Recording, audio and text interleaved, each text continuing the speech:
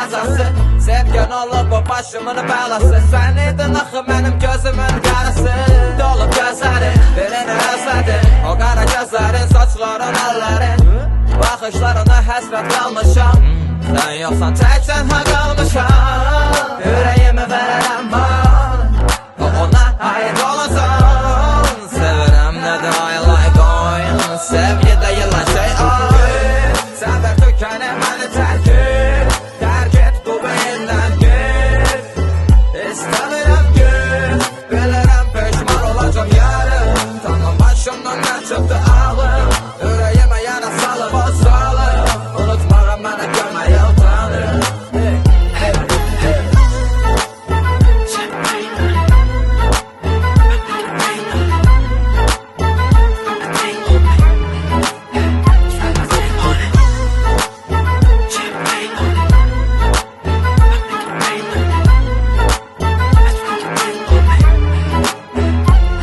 Ətraf cürbəcür qızlarla dolu.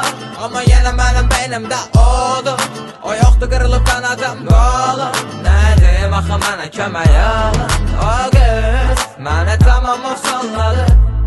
Ürəyə beni başı körladı.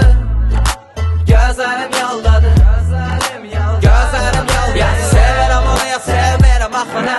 Qərara ver artıq bitsin bu işgəncə. Ki mənə lazım axı mənim o sevgimdən. Elə şev qalmasam bitmir nə sən. Səbir tükənir məni tərk